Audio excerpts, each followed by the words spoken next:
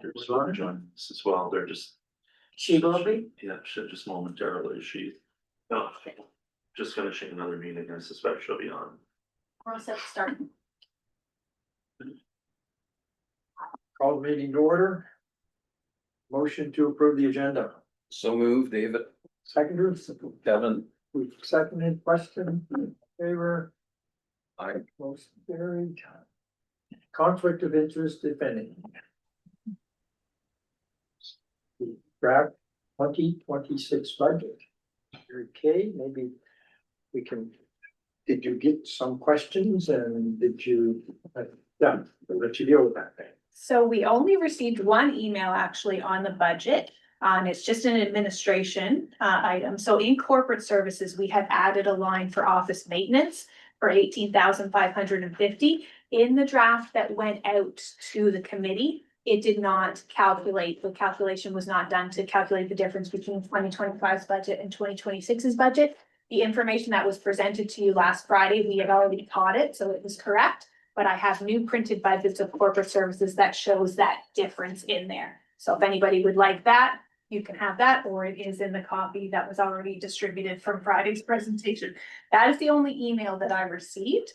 But we do have some follow-up with some of the questions that were posed by the committee last week. So you want to start with RSSF, John? Yeah, so there were questions that come in regarding the RSSF around, one was around invasive species strategy for the region. And there was certainly some conversation. I had a high level conversation with environment and local government this morning. And they would like to see that teased out a little bit more. I've also spoken to the chair about that. And the reality is if it is a regional project, yes, we can look at it that way. There are also other ways in which we can approach that as well, within the budget year. A second question came in around infrastructure, and I believe that Director Duplessis raised that even within the meeting, last meeting, and Director Duplessis raised that in terms of how we could help utilize some of that funding to look at the potential of a regional trail project. And whether those be bilateral linkages, whether they be sub-regional, or maybe that's a regional plan. And the answer was, you know, if we're looking at something and we've held a visioning session, we have a statement on it being a regional matter, and that we're contributing and that these are processes to contribute, then yes, we can possibly look at that. So, and I, you know, in terms of that, and I do know that Director Nicklin reached in with some questions around some of our contractual obligations and how they work, but they weren't specifically related to the budget for 2026, but more when the contractual arrangements come up in 27, 28. So we'll be looking at that and we'll address those as well. But in that, there was a part of that in Director Nicklin's questions around regarding our contractual obligations and whether we're able to access our SSF. And yes, we are around economic development and tourism, and we do utilize that funding to help offset those costs, which is what the Regional Services Support Fund was designed to do, to help us bring those services on board and provide those services regionally in the capital region. So the full use of the funds and they for meaningful purposes. Within that as well, I just wanted to say that you know, in speaking with the department this morning, one of the things for sure that they had reiterated was they're not there to be obstructionist in any way, shape, or form. What they are there to do is to try to help us advance the mandated services and advance the services, the regional aspects that we are looking at as a board, as a commission, and of course here as a committee. So it would be great to do that. And I think, Mr. Chair, if I may, just momentarily on that, our new COO and I have been having conversations around that, you know, the funding formula. How do we not mix the perfect storm, if you will? We have the RSC review, we have all of that, looking at those funding allocations and what the board looks at in terms of how we look at, the overall, what's in, what's out, how we allocate, what is all there. So I think there's a conversation at some point for the finance committee after the budget process, looking into 2027. And in the fall, because of the nature of the RSC review, to have some broader questions around the funding and how it works and how we work together. Some of the things may or may not change due to the RSC review. The act is very specific that if a community is receiving any portion of the service, and it's deemed a regional services, then they must contribute. But there's certainly some things that perhaps we could tease out a little further. So I just thought I'd put that on the table, and Mary Kay, thank you for the opportunity, and Mr. Chair, thank you for the opportunity to address the board or the committee, and we'll move forward from there. There was a question posed with regard to RSSF and whether it could fund some education and promotion. I do want to point out in our corporate services budget, it does fund 50% of that promotional budgeted item. And then within the solid waste, as we talked about last time, for RSSF to be able to be used against solid waste expenses, it has to be new and innovative and tied to our strategic plan. So the budget that is set forth right now would just be operational. It would be to continue what we've already been doing. So unless we came up with something new and innovative in that area, it would not be able to be used to just offset a regular operating expense. And then the other question that we got with regard to solid waste is related to construction and demolition. So we had an opportunity to do a little bit of research there. I'm gonna let Brett talk about construction and demolition as we missed some of those comments that he was making on Friday. And then I'll give you an overview of what the implications are there. Thanks, Mary Kay, and my apologies for Friday. I was on the road and I did my best, but it was a frustrating situation for me. I could hear you, but you couldn't hear me. I'll speak to it from an operational perspective, and then Mary Kay, you can show the numbers, and I think they sort of tell the story. But on construction and demolition waste, there are really three operational concerns that I would raise with making a substantial adjustment to that rate. The big one's illegal dumping. You know, I should say the first one. The vast majority of illegal dump sites are actually C&D material, and that has a direct, they're directly proportional, I guess, to the higher rates. Higher rates typically encourage more illegal dump sites. The second one I'd point out, C&D is a very different line of business for us than our landfill. Completely different. Number one, we don't have a monopoly. So it is a competitive environment. I would expect loss of business if we got out of line with existing market prices. People simply just go somewhere else. And secondly, the operating, again, totally different line of business. We don't have engineered cells. We don't have gas collection system. It is literally a pile of construction and demolition material that we cover periodically. So it's easy revenue for us, and I'd be reluctant to change the prices dramatically. Or what you may see is the old supply demand curve. If your price is way off, your demand is going to be pretty low, and we actually can see a reduction in our revenues from it. Mary Kay, you put together some comparative pricing, right? Just to give some context. Well, we have the slide here. So our current rate for construction and demolition is $42.50. Some of the other commissions that are around the province, we have Southeast, their rate is $50. Fundy's is $35. Miramichi is $45.50, and Schiller is $35. So averaging those out, we are right in the middle of where those other commissions are. We also do have a private operation that is in our region. We're unable to give you a cost per ton for that because they don't have scales, so they charge by load. But based on the information that we could gather, we estimate they're probably in the range of about $25 per ton. So they are quite a bit lower than us. Jump to the next slide, Amanda.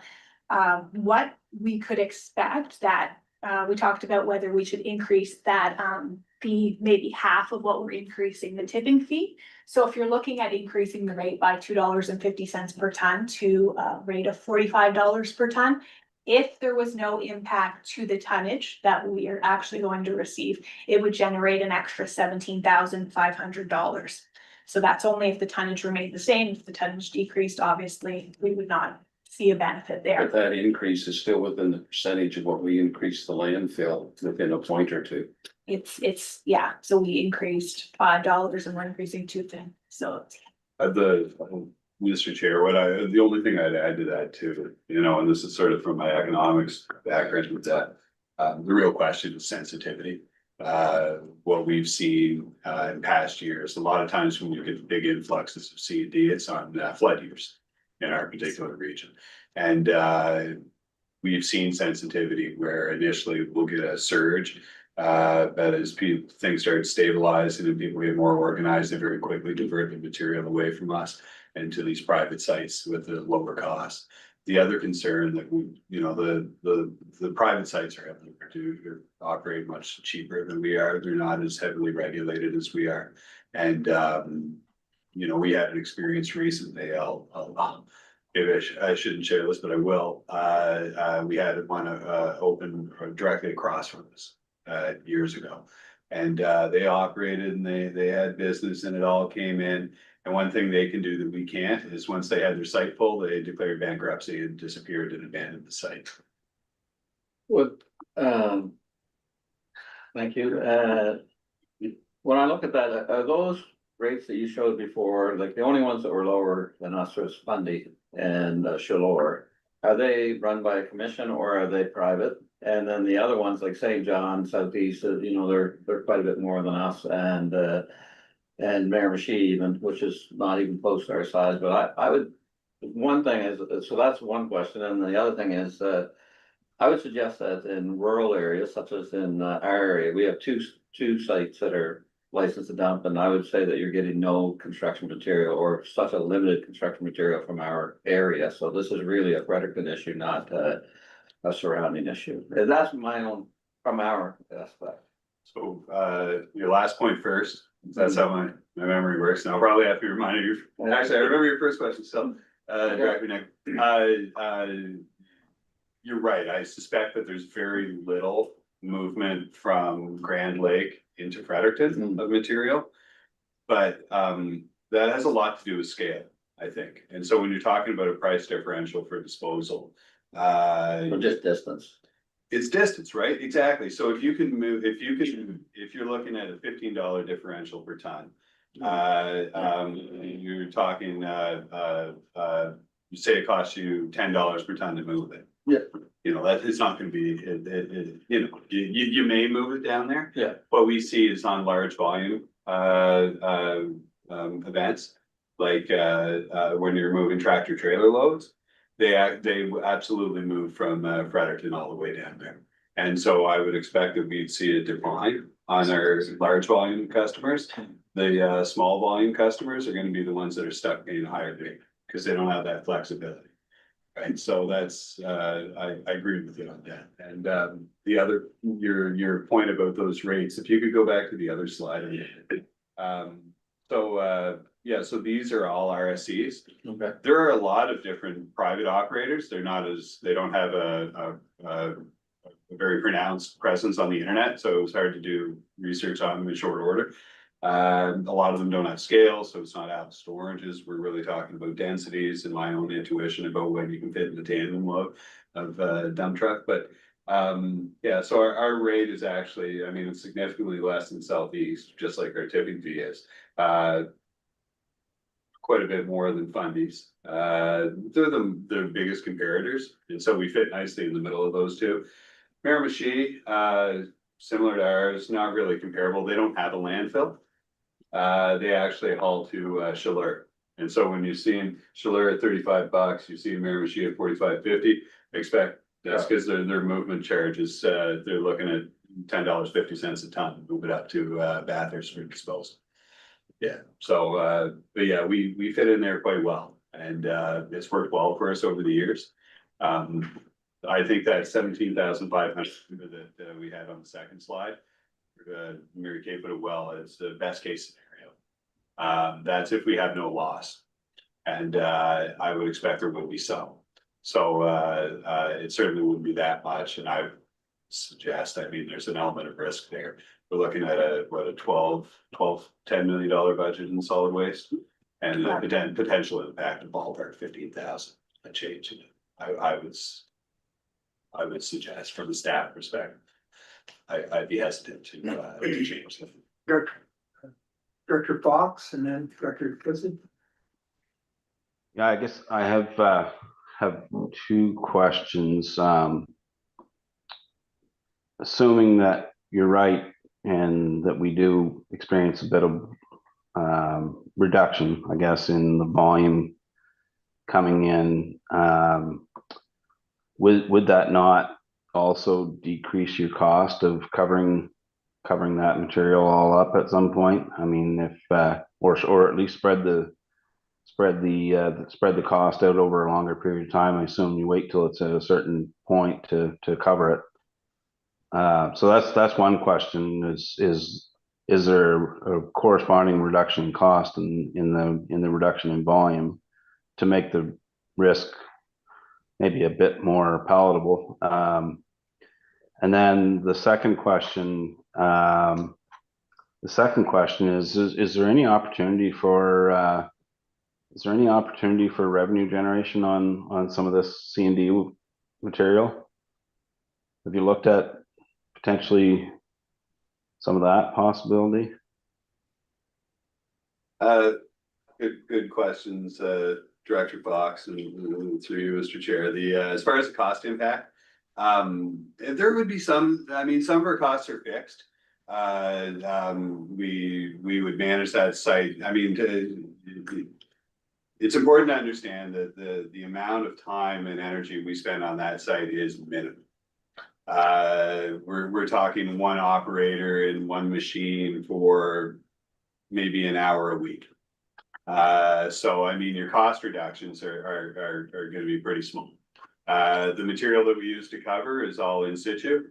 We have an abundance of clay. We're in the process of moving about 2.5 cubic kilometers of it right now. We're swimming.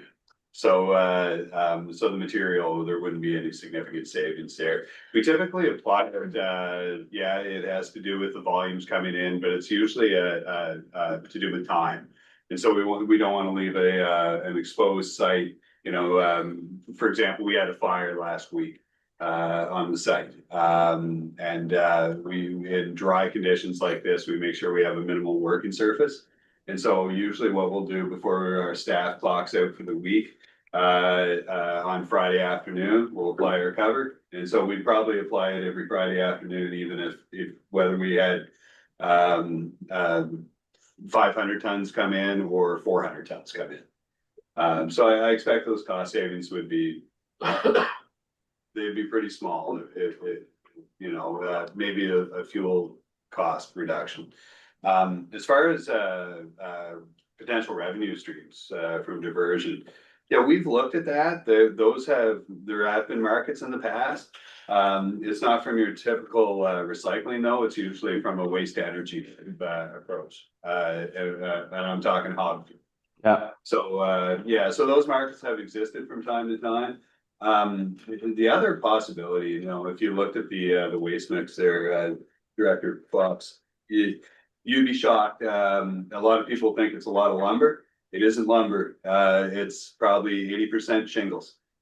Yeah. That comes in there. So I mean, we're always looking at markets there, but right now there are no feasible opportunities. There are diversion opportunities, but they result in net loss.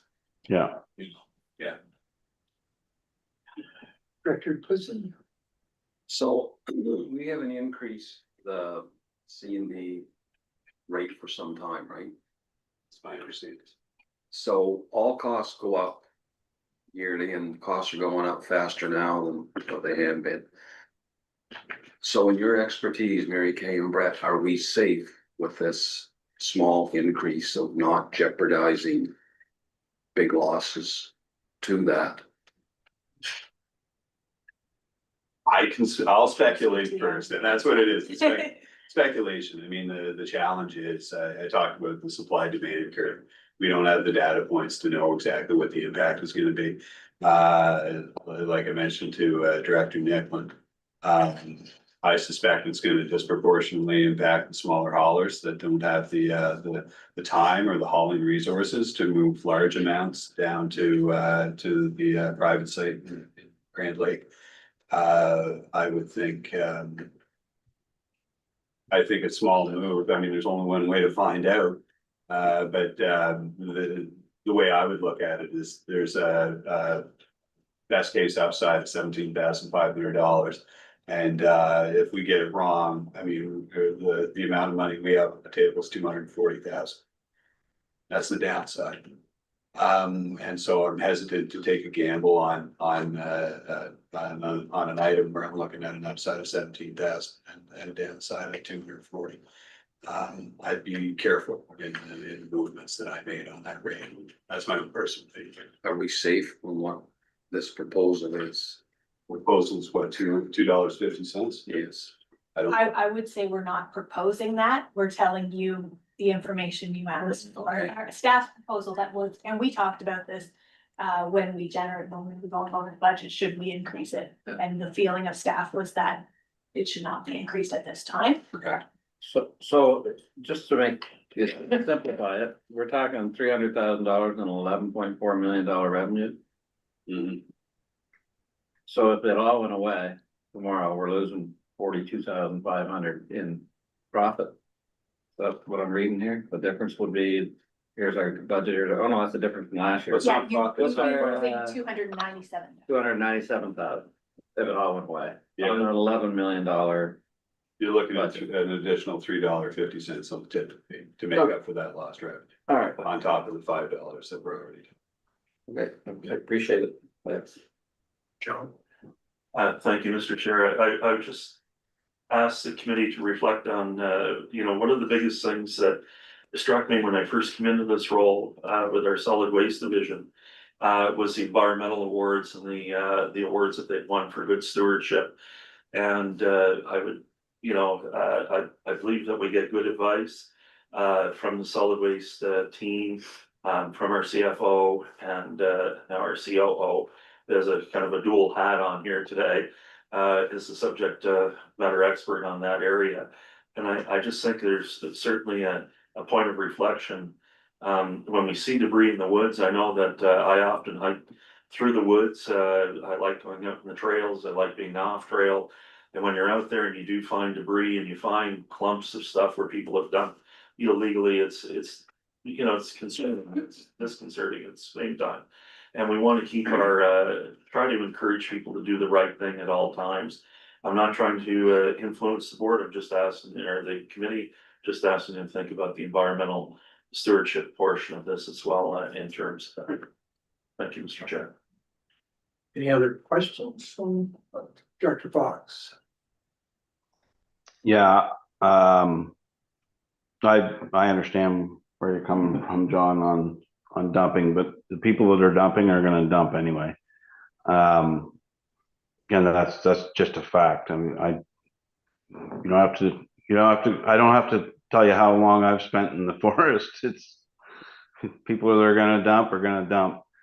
But I guess the other question I have in relation to, budget and the risk of getting it wrong on $17,500 is how much are we proposing to put away in reserves here in this same budget? And if we get it wrong in 1 year, what are we really risking? I mean, there is some wiggle room, I think, and I can't remember what the number is, but I think there was a fairly hefty number to move into reserves that could be a little bit of a cushion.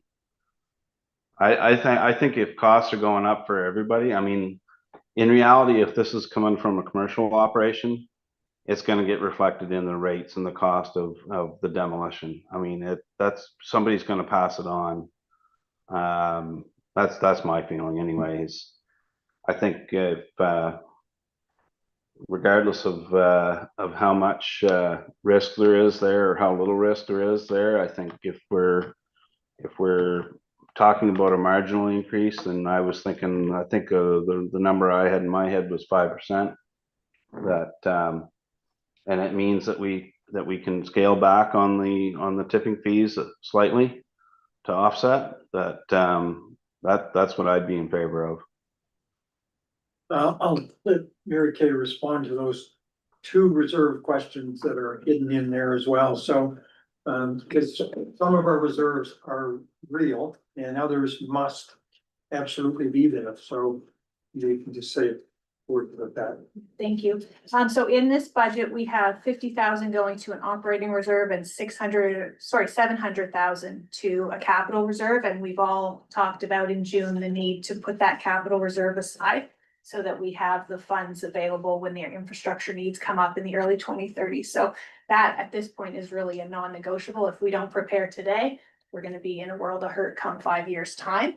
The only thing I will say is, so the 17,500, yeah, it sounds like a lot of money. When you put that in terms of the tipping fee, it's a savings of 20 cents. So instead of a $5 increase, it's $4.80. It probably works out to a couple $100 savings.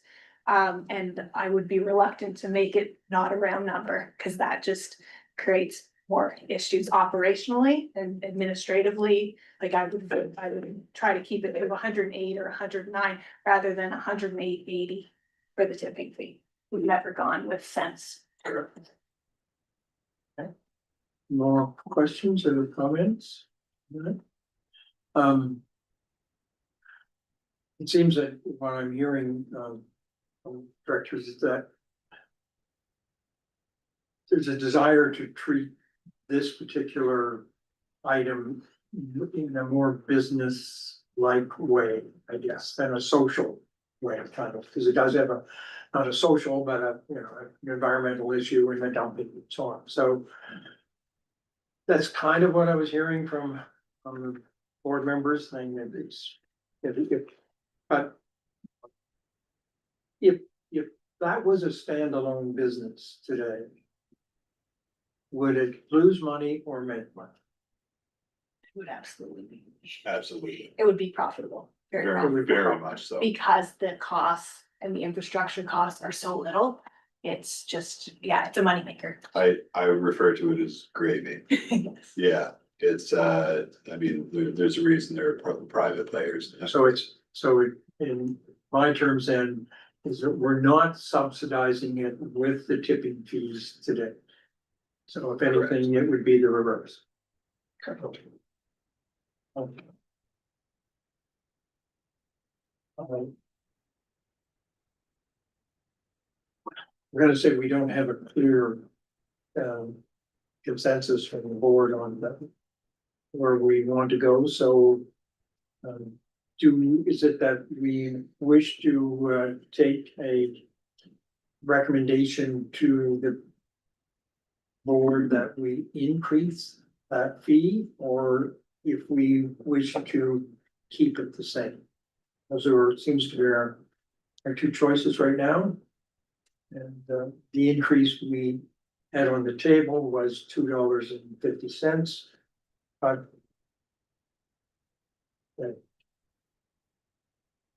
how do you feel about it? I'm in favor of increasing it that minute amount and see what happens by the advice of your CFO and COO. That's, you know, we try it for a year. See what it does. I mean, we're hearing both. We're hearing don't increase it, but the increase is very minimal. And I think all costs have gone up, and I think industry will understand that yes, it has to go up a little bit. But also hear about our experts are telling us that be careful, but if there is an impact, it's going to be minimal. I don't think it'll be 100% impact. And I agree with Director Fox, the people that are dumping, they're dumping for a reason. They're going to do it anyway. And it's probably distance from where they're situated to where the landfill is at. That's not the cost of the tipping fee. It's probably more distance than anything. So, yes, I'm in favor of increasing the Director Nichols? I would be in favor of a increase just as everything else goes up. CPI, everything, wages, everything goes up in time.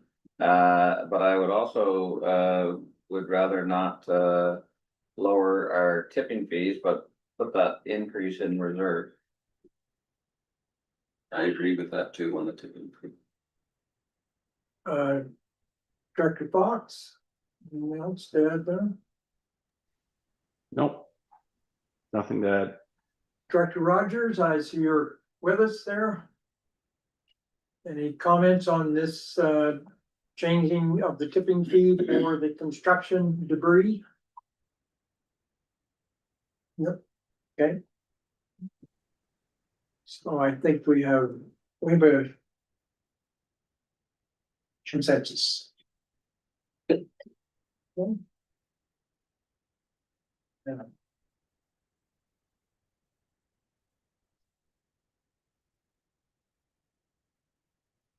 So that was all of the questions that I had on record that people had posed, but we're happy to entertain anything, have any discussions that anybody might have come across as they were going through the budget in more detail.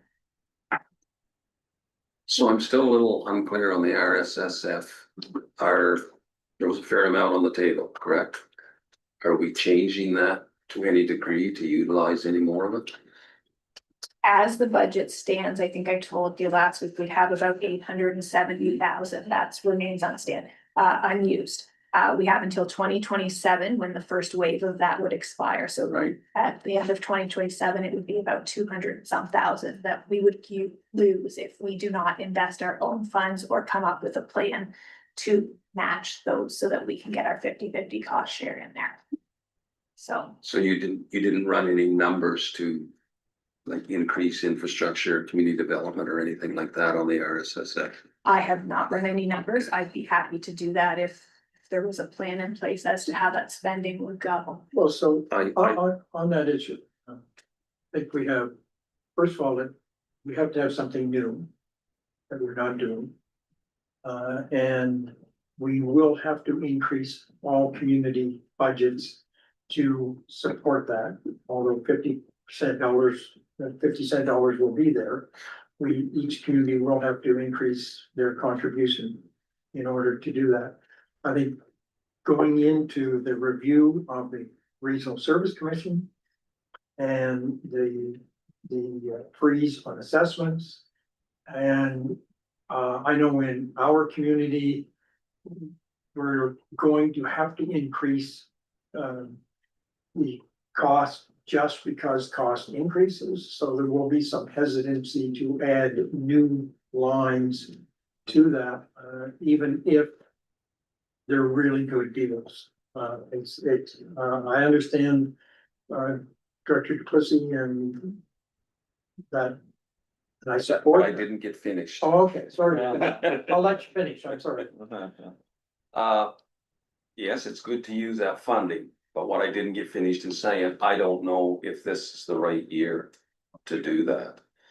Because of the assessment freezes, and as Director Corey says, we're already gonna have to go to our communities and ask them to cough up the cost of inflation or the increase that we're looking at, so.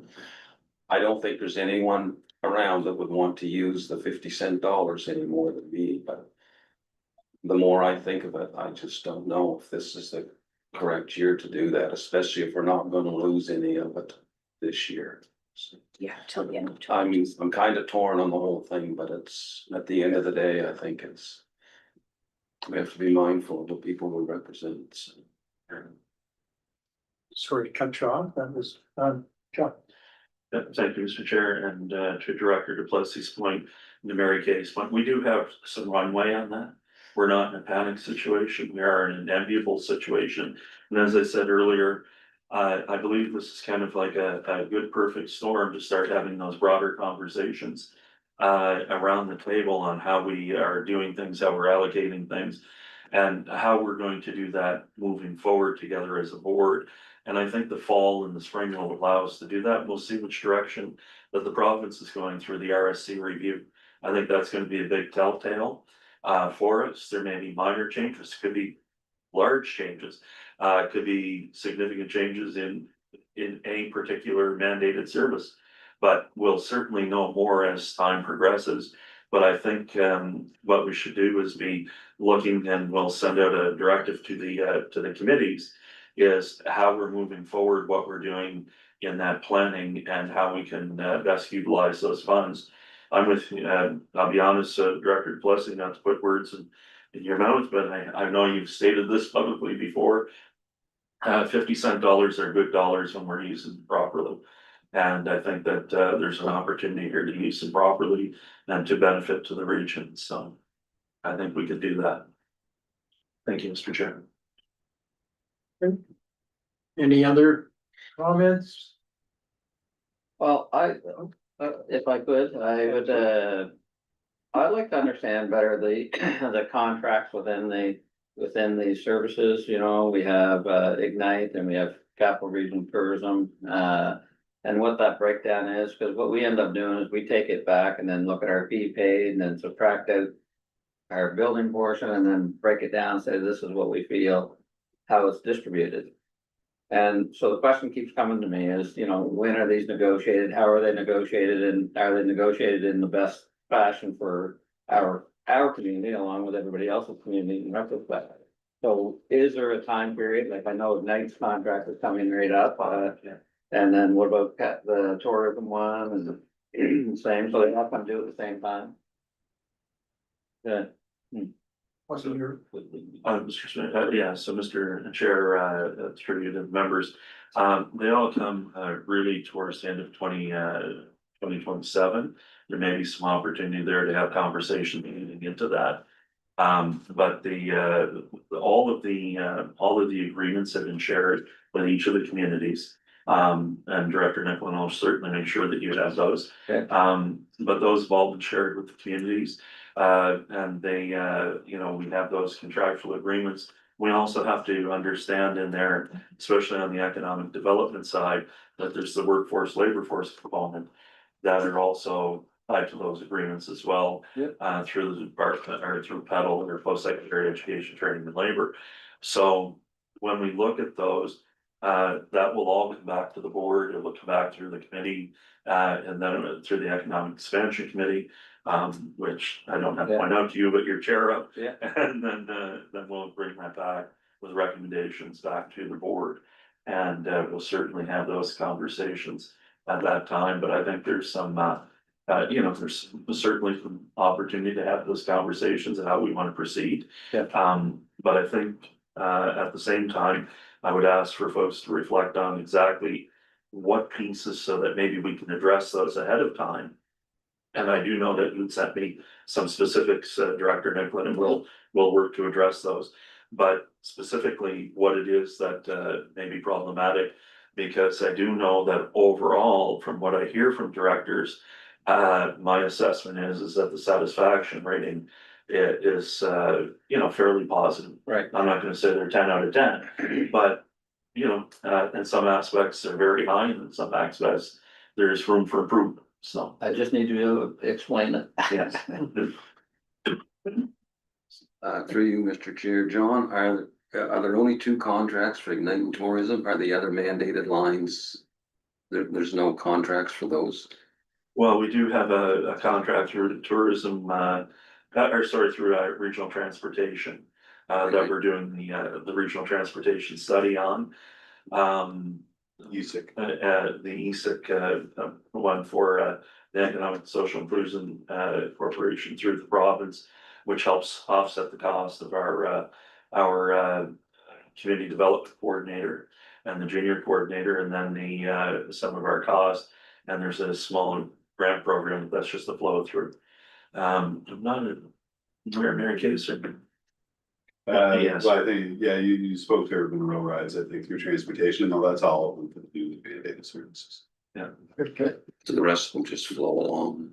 The other would be, I mean, we've Public got safety. infrastructure and public safety. Public safety is an internal information sharing community essentially, so no contract. I think there's another issue around that in 2026.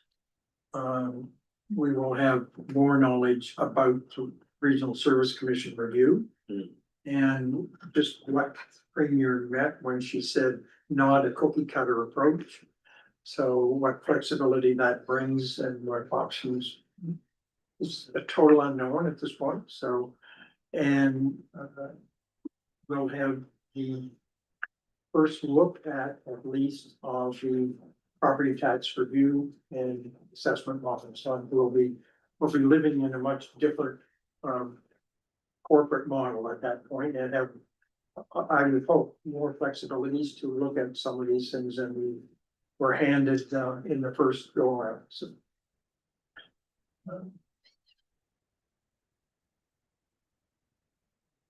Oh. Director Fox. Can't hear you, you're on mute. You're. Okay. Just a question, I guess, and this would be maybe for additional information, but, if I recall, we've established some operating reserves for most of the, divisions, I guess, or most of the. Do we have a document somewhere that indicates what, I know I've seen it. I think I've seen it, that we had a document that said, this is how much we have in reserve currently. This is how much we're projecting to put in, that type of thing. But do we have that, in a summary where it would, relate it to previous year's budget? Through you, Mr. Chair. I have a summary of what is exactly in the reserve funds. We don't have an approved reserve fund policy just yet, as we're just kind of in that initial stage as we presented what we think is a good idea, but we're gonna come back to that in the fall. So I can provide that information to you of what we have recommended, but obviously it has not been approved by anybody or the board, so it's not binding in any sense, but I can let you know what's in there and what we have so far recommended. But do we have some provision in this budget to contribute to operating reserves for 2026? In the solid waste division's budget, we definitely do, because that is the one that's critical. But none of the others? None of the others, because we were waiting until we have a reserve fund policy in place. Which means And then. that wouldn't be implemented until 2027. Correct, in 2027's budget. We've been fortunate in that if we do have any cost savings, we have started to build reserves for some of those other services. So Right. some have already been established, but they've never had budgeted line items to say this is what we're going to contribute to a reserve. Once we have that policy and everyone agrees to it, that is the point that we would start contributing to those reserve funds. Okay. I'd still like to see that document again, if we can have a look at where we're at currently. Certainly. And as with all of our own reserves, every expenditure out of a reserve comes back to the board. Okay, no further questions, then a motion to adjourn would be in order. So moved.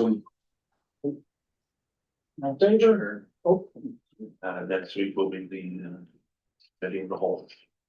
yes, yeah, we're committee of the whole next week, so.